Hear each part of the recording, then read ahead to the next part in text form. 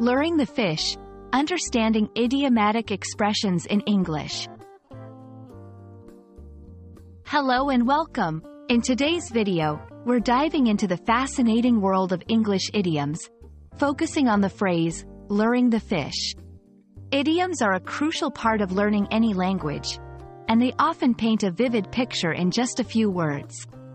So, let's explore what luring the fish means and how you can use it in everyday conversations. Luring the fish is an idiom that generally means attracting or tempting someone or something into a particular situation, often to gain an advantage. The phrase paints a picture similar to a fisherman using bait to attract fish. In everyday use, it's often about persuading someone to do something that they might not do otherwise. Understanding the origins of idioms can often help in remembering and using them effectively. The phrase, luring the fish, likely originates from the age-old practice of fishing. Fishermen have always used various lures and baits to attract fish. This practice was metaphorically applied to situations where a person is tempted or attracted into doing something.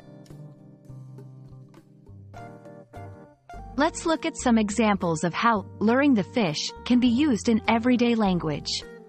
1. In business, our new marketing campaign is about luring the fish. We want to attract new customers with our special offers.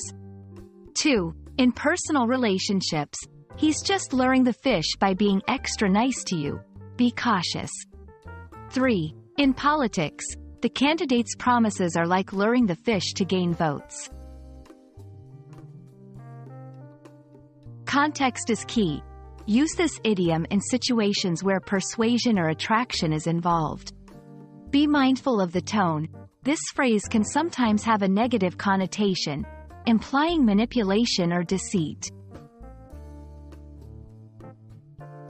I hope this video has given you a clearer understanding of the idiom, luring the fish, and how it can be used in English. Remember, idioms are not just phrases. They're a window into the culture and history of a language.